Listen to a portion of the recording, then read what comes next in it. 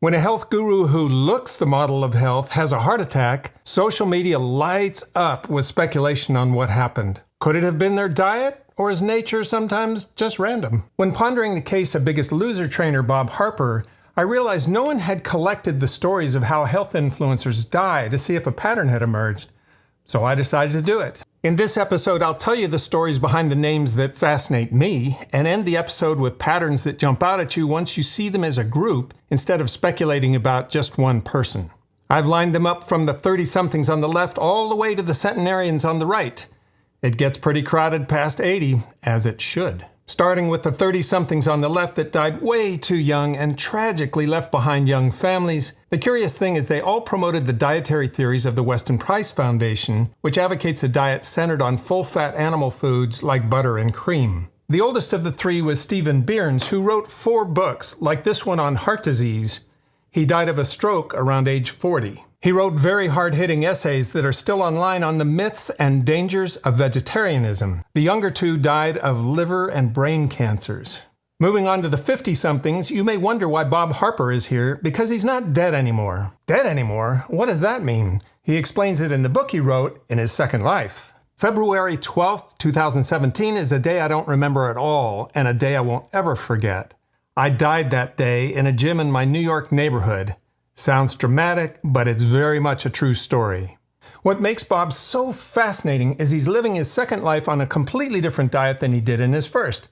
In his first, carbs were the devil and they made you fat. But then after consulting with scientists, for his second life, he's living on super carbs.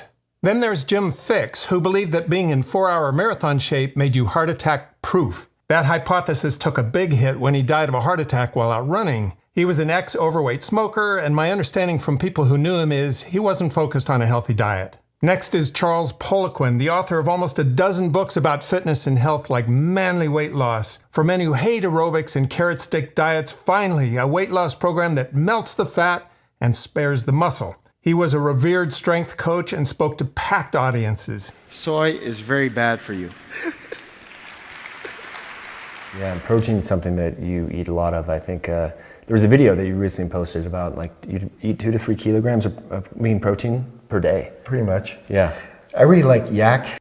He died at 57, tragically, apparently of a heart attack. If Charles had an opposite, it was Jay Dinshaw, the founder of the American Vegan Society, who died at 66, apparently also of a heart attack. I've read a lot of what Jay wrote, but never found details about what he ate, just his very admirable activism for kindness to animals. So I don't know, did he indulge in some vegan junk food, or did he stick to a healthier version of veganism? Leave a comment if you know. The next person up is Nathan Poliquin, who came to a plant-dominant Mediterranean diet after he got heart disease and leukemia around age 42. My cholesterol was running at about 300 in those days. I was trying to figure out how to substitute my pint of ice cream every night. It took me 3 years until my cholesterol dropped to 100. It appears the leukemia finally got to him at age 69. Adele Davis was the most popular nutritionist in America for much of the middle 1900s, selling 10 million books. She had that confident demeanor that consumers seemed to love. Well, I think adults would be much healthier if they had a whole quart of milk a day. Some of her recipes sounded healthy, like pumpkin wheat bran cookies, but most of their calories came from butter, sugar, and white flour. She died of cancer at 70. One of the most polarizing figures was Dr. Atkins, who sold more books than anyone, 15 million. And he championed a very low-carb diet. Dr. Atkins had trouble keeping his own weight down, and to the endless frustration of scientists, he couldn't show studies that proved his diet was healthy. Now, this diet's been out there for 30 years, or close to 30 years. And I haven't been able to fund a study. I've asked Excuse me. 10 million books in print, and you can't fund the study? Now I can. And I will be the first doctor to dig into his own pocket to do a study. He died at 73, and even that was controversial. Did he have a heart attack? Did he slip on the ice and bang his head? Maybe he banged his head because he had a heart attack? We'll never know, but I don't usually think of a guy dying by falling on a sidewalk as a sign of great health. On to the 80-somethings. Mary Enig was a professor of biochemistry for a while and wrote the book Eat Fat, Lose Fat. She was a skeptic about the growing belief that saturated fat led to heart disease and believed butter and coconut oil are good for you. What they're going to find in a number of years down the road is that children who don't get whole milk, they're not going to end up with their brains functioning as well. She co-founded the Weston Price Foundation in 1999 and died at 83 of a stroke. John Yudkin was a professor of nutrition at Cambridge who became famous for the book about sugar called Pure, White, and Deadly. He too favored a low-carb diet and believed sugar was a bigger factor in heart disease than saturated fat. There is one food which has most of these elements in just about the proportion that the body needs, and this food is milk. He died at 84. Okay, a lot of that was sad, but we're about to get to the very inspirational stories, starting with the hilarious Dick Gregory. I came back in from Europe last month, CNN. Mr. Gregory, you think we'll ever catch bin Laden? I say, we. I ain't looking for him. I'm still trying to find out who my daddy is. Hard to believe he was once 300 pounds and a 2-pack-a-day smoker until nutritionist Alvenia Fulton got him to go whole plant vegan, and they wrote a cookbook together. He was not only a famous comedian with a Hollywood star, but he promoted his vegan diet widely. His motivation for going vegan was he had feared a predisposition to heart disease, and that's what he died of at 84. The most unlikely nutritionist on this list is Ellen White, co-founder of the Seventh-day Adventists, who the Smithsonian calls one of the 100 most influential Americans of all time. In 1863, she wrote the simple vegetarian health code that can be summarized in a sentence: eat beans, veggies, fruit, whole grains, and nuts in as close to their natural state as possible. She allowed dairy, but expressed misgivings about it. Her church has grown to 20 million active members around the globe, and they're now the longest-lived population in the world. She died at 87. Then there was Gypsy Boots. What a character. He was all about yoga, being vegetarian, and loving life. He could still throw a mean football pass at 77. He died at 89. Now to John Harvey Kellogg, one of the most famous doctors in the world in his day, inventor of cornflakes, a Seventh-day Adventist. I can't even count how many books he wrote. Celebrities including Henry Ford, Amelia Earhart, and future President Warren Harding eagerly submitted to Kellogg's vegetarian diet and antibacterial treatments. They really wanted to dethrone protein, which was the morning meal, eggs and bacon and sausage, and they thought that carbohydrates were the clean, blessed nutrient. He died at 91. Alvenia Fulton was the feisty nutritionist who influenced Dick Gregory to go vegan and helped him write his cookbook. She had intestinal problems when she was younger and had several surgeries, which inspired her to do intermittent fasting once a week and eat healthy. If one wants to be a vegetarian, I say this, that a vegetarian lives longer, have better health, less cancer.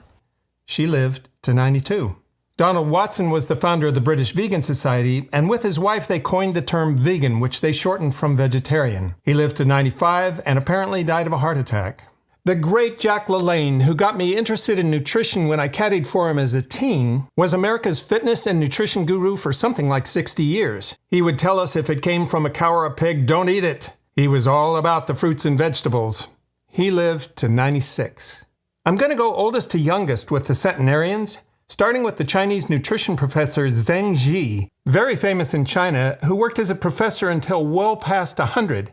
Here he is looking pretty good for a man of 108. He's written several books, like The Wisdom to Stay Young, which is written in Chinese, so it was kind of a pain to translate with my handheld translator, but I can summarize. As far as nutrition goes, he thought a whole food diet that looks like 10% protein, 20% fat, and 70% carbohydrates was ideal. He was interviewed in a study of Chinese centenarians where they described the Chinese diet.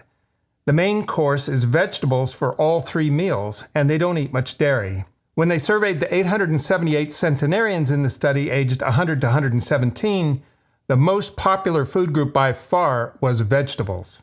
He also wrote a 3-volume set in Chinese called Health Maintenance is the Best Doctor. You drove here today. Driving is nothing. I worked till I was 95.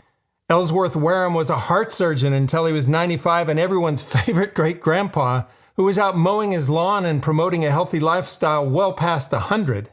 As far as my dietary program is concerned, I happen to be a vegan. I've been a vegan now for about half my life, but I was concerned about the adequacy of the nutrition.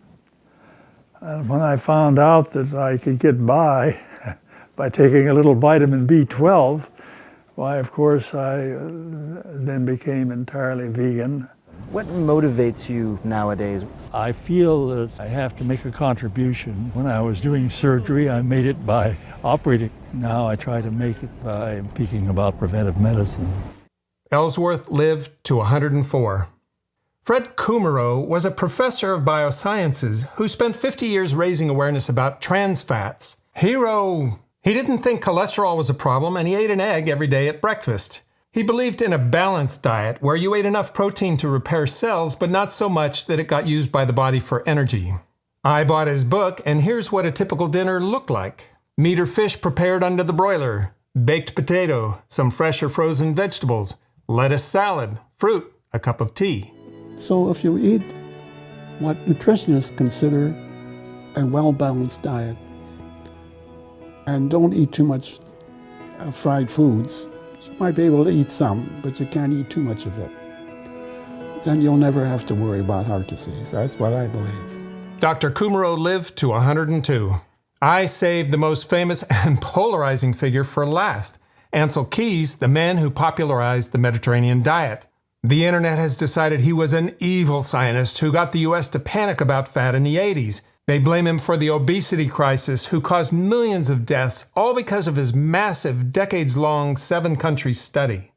You know, most conspiracies are hard to disprove, so maybe NASA really did fake the moon landing, but you would think this particular conspiracy would be easy to disprove just by looking at the cookbooks that he and his wife Margaret, a biochemist, wrote to promote the Mediterranean diet. With cheese and fish on the cover, does the diet they promoted famous for olive oil look zero fat to you? They simply promoted a diet low in saturated fat, the Mediterranean diet, the most popular diet in the world. Adding fuel to the conspiracy fires is the journalist Nina Teicholz, who has no scientific background. Keys did a lot of, there's hardly a better word for it than kind of saying fudging the data. I guess it's possible for Ancel to have convinced teams of scientists across 7 countries to fudge their data for decades. If NASA could fake the moon landing, I guess anything's possible. And why would the scientists do it? To keep us from buying the butter so they could hoard it all? I guess there's hardly a better word for it than Nina's a conspiracy theorist. And he published it in obscure German-only journals. I had to go back to obscure places. He really didn't want this data to get out. Or you can just go to Amazon and buy the whole study. Or go to Harvard University Press and download a digital copy for free. Or go to 7countrystudy.com and get links to 10 books about the study and 580 peer-reviewed papers from all over the world. My favorite book about it was from a real scientist, a professor of lipid metabolism from Rutgers, who believes Ancel was a genius. Ancel died at 100, and his wife Margaret, who assisted him all those years, died at 97. You may have noticed someone peeking out from the top of my chart. That's centenarian Jerry Stamler, still working on heart disease, funded by the NIH with a team of researchers at 100. It gives me comfort that Ancel's colleagues are still publishing real science when science denial has gone mainstream in America. He eats the Mediterranean diet. So what jumps out at you from this page? The first thing for me is the 2 main camps, the low-carb, high-fat gang to the left, many of whom looked amazing in their day, and the high-plant group to the right, some of whom also looked amazing. I didn't include Adele Davis or Jim Fixx in either group. And yeah, I could have included more names like Norman Walker, the raw food vegan juicer pioneer who sold so many books and died at 99. And Linus Pauling, the mega-vitamin no-sugar man who died at 93. And Ren Berry, the vegan who wrote about famous vegetarians and died at 68 of a heart attack while out jogging. And any number of Weston Price and low-carb tragedies. But none of them really changed the pattern. The second thing is the high percentage of overlap in the diets to the right. In an interview when Ancel was 93, he described the Mediterranean diet as it was when his study began, as mainly vegetarian. My perception is the Chinese diet is 90% Mediterranean-like, but with very little dairy. Even the vegans, which are somehow perceived as extreme, have 80% overlap with the Mediterranean diet that Ancel described. By contrast, the overlap between the low-carb diets on the left and the diets on the right is much less, maybe 20 to 30%. The third thing is the education level and scientific stature is highest on the way right side. The fourth thing is the very popular gurus in their day spanned the spectrum from left to right.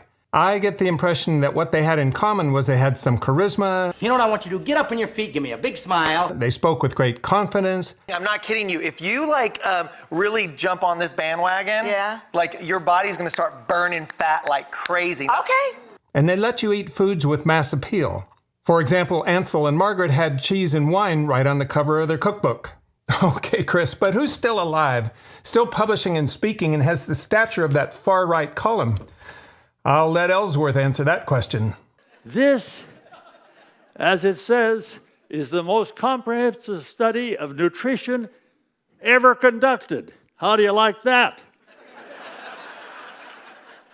Lucky for all of us, one of the true greats is still a spring chicken at 87 and just published a new book, The Future of Nutrition, an insider's view of the science. I can summarize what he believes very simply. It isn't just about the saturated fat, as Ancel believed in his day, but also about the toxic effects of too much animal protein and the perils of letting protective whole plants like veggies get pushed off the plate. Almost every time we looked, what we found was the same answer, just glaring at us. And that was the closer we get to a plant-based diet, the healthier we're going to be.